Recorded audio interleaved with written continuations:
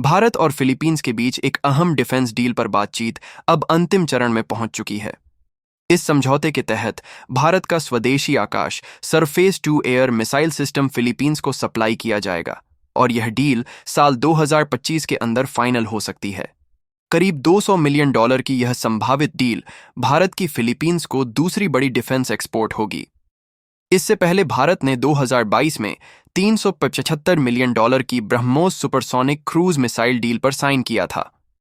इससे साफ है कि भारत और फिलीपींस के बीच रणनीतिक साझेदारी लगातार मजबूत हो रही है, खासकर इंडो पैसिफिक में चीन के बढ़ते दबदबे को ध्यान में रखते हुए। आकाश मिसाइल सिस्टम को भारत के DRDO ने विकसित किया है और इसका उत्पादन भारत डायनामिक्स लिमिटेड BDL करती है। यह एक medium range air defence system है जो दुश्मन के फाइटर जेट्स, क्रूज मिसाइलों और ड्रोन जैसे हवाई खतरों को 25 किलोमीटर दूर तक मार गिरा सकता है। इसकी अधिकतम ऊंचाई तक मार करने की क्षमता 18 किलोमीटर है और यह लगभग मैच 2.5 की स्पीड से उड़ता है। एक स्टैंडर्ड आकाश बैटरी में एक राजेंद्र 3D रडार शामिल होता है जो एक साथ कई हवाई लक्ष्यों को ट्रैक करने की क्षमता रखता है। इसके अलावा इसमें 4 मोबाइल लॉन्चर होते हैं जिनमें से प्रत्येक में 3 मिसाइलें लगी होती हैं, जिससे यह एक साथ कई खतरों से निपट सकता है। यह पूरा सिस्टम ट्रैक्ड या व्हील्ड वाहनों पर लगाया जा सकता है, जिससे इसे ऊबड़ खाबड़ इलाकों में भी तेजी से तैनात किया जा सकता है।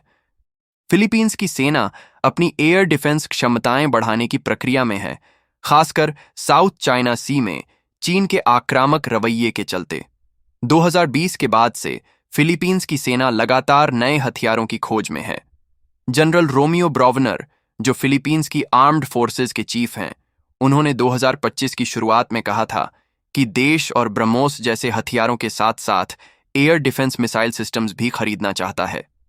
हालांकि उन्होंने सीधे तौर पर आकाश मिसाइल का नाम नहीं लिया, लेकिन फिलीपींस की डिफेंस एक्सपोज में BDL ने आकाश को प्रदर्शित किया था और यह संकेत मिलता है कि डील की तैयारी जोरों पर है।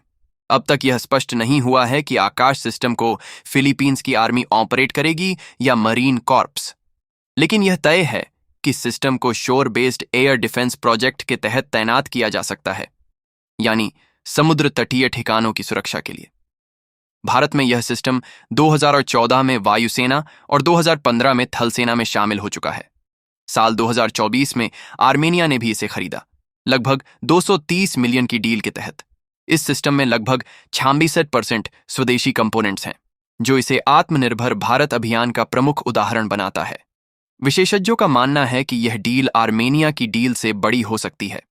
अनुमान है कि फिलीपींस को 4-5 पूरी बैटरियां मिल सकती हैं, जिनमें रडार, लॉन्चर और मिसाइलें शामिल होंगी। डील की वैल्यू 230-250 मिलियन के बीच हो सकती है। इस डील में भारत की 2 प्रमुख रक्षा कंपनियां शामिल होंगी।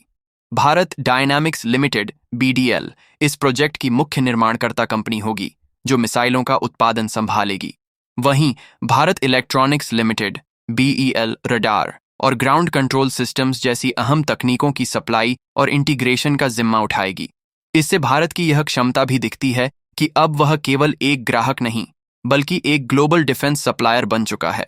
अगर यह डील होती है तो यह भारत के डिफेंस एक्सपोर्ट इतिहास में एक और मील का पत्थर होगा। साथ ही इंडो पैसिफिक क्षेत्र में भारत की सामरिक मौजूदगी को और मजबूती मिलेगी।